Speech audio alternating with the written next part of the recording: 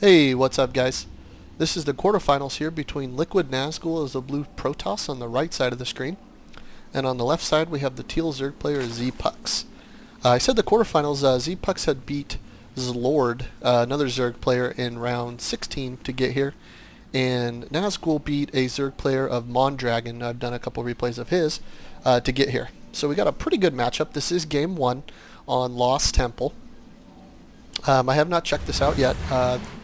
I think HeyPro won his other match. I don't remember against who. I think it was Oh Really. And then we're still waiting on a couple of the other matches. So this will determine here. They'll go to game 2, whoever wins this one. So we'll have to see how this plays out. So it looks like Nazgul's going to go ahead and grab his pylon right off the bat. I've said numerous times, this is one of my favorite maps where you can get an early expansion with Protoss or Terran setting up any kind of real defense right here, since it's such a small choke point. I'll pretty much stop saying that, as I think I've said it about 3 times now, so no more of that. So it looks like ZpuX is going to go ahead and start going for his Overlord scouting a little bit. Oh, and I do want to say real quick before I get too far into this video, if you have not gone to Blizzard's Facebook page, they're giving out basically 100 invites, beta invites a day to StarCraft 2. So go ahead and check that out. Add him as Facebook friend and check back there. Every so often they'll give up updates and whatnot, and I know a bunch of my friends have already picked up a few keys. You got to be a quick typer, because right when they get posted you got about 10 seconds and they're almost all gone, no matter how many they post. So just be wary. It's probably going to get some patience, and it's going to take a few tries, but good luck to you guys. And again, check out that Facebook page. I'll put it in the about section of this video when I'm done. Alright, so it looks like Nazgul's going to go ahead and get his exploration on. He's going to see that he's just got the spawning pool up. He did not go for the hatchery right off the bat. People are kind of calling it cheese. Again, I don't even believe in cheese. Basically, once the game starts, anything can happen. But a lot of Zerg players have been going like 6 pool hatch. Just means they have 6 drones and just go right away for another hatchery. That's kind of stopped lately, really. It didn't really work out. It worked on a few tries, but people kind of bailed that on idea, as it just kind of sets a Zerg player back in the beginning. So a lot of Protoss and Terran players were just rushing him, and then the Zerg player would just be kind of behind right away. So it looks like Nazgul's going to go ahead and get his barracks up. He did not, or his gateway up. He did not chrono boost it, so he's not going for a zealot rush. And now he does go ahead and chrono boost it.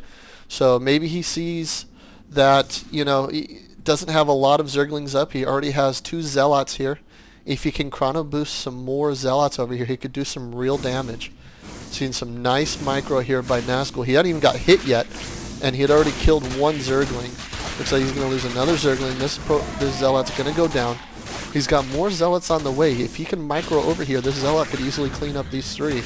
And ZpuX is forced to kind of retreat, but now he's got some reinforcements here, and that's plenty of Zerglings. Again, some very quality micro here by Nazgul. Really underestimated how people can really micro a zealot even without the charge boost, as without the speedling upgrade, zealots can still micro pretty well. So ZpuX is going to put a little bit of pressure on him. Let's take a look at his base again. He's going for just the gas, and he does now have his natural put up already. So I would assume maybe a roach build at this point. It's going to be really tough to see what ZpuX is going to do. Or maybe just go the very popular build right now for Zerg, as just the last couple of weeks has been Speedlings and Mutas.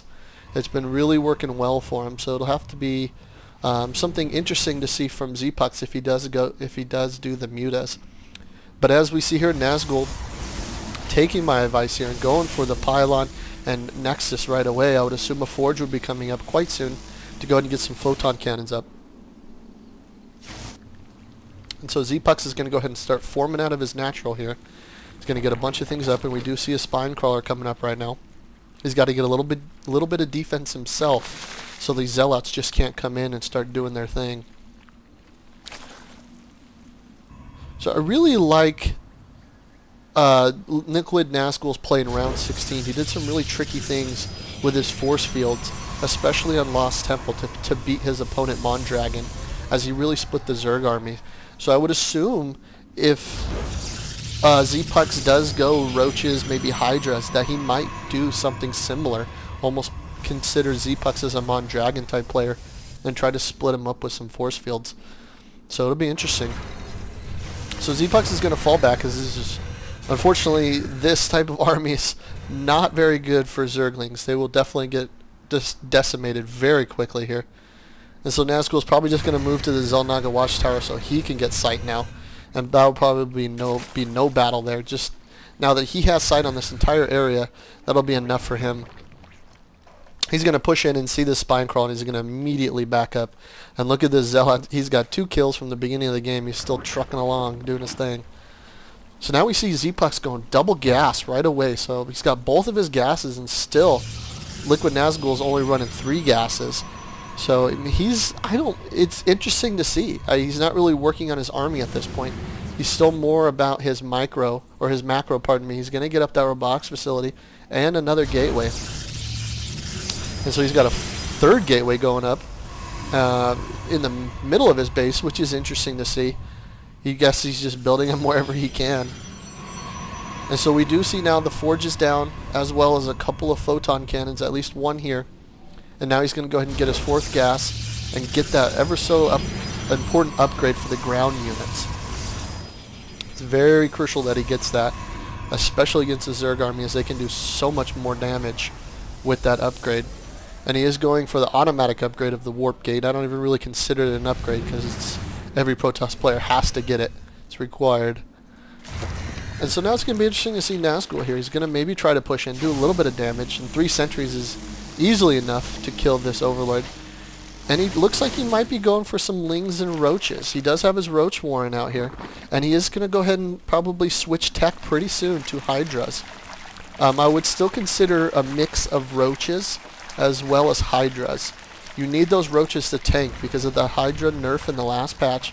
They did lose 10 HP, so they are quite a bit more squishy. I know it sounds kind of weird sometimes, but if you know StarCraft at all, 10 HP is a significant difference. So it'll be interesting. And with these Roaches at the 145 HP, they can tank quite well for Hydras. Hydra's attack is much quicker and much stronger than the average Roach. So now he's just pumping out Roaches here left and right. I would assume some Hydras will be coming up soon, as he does look like he's got about 7 Hydras being built at the moment.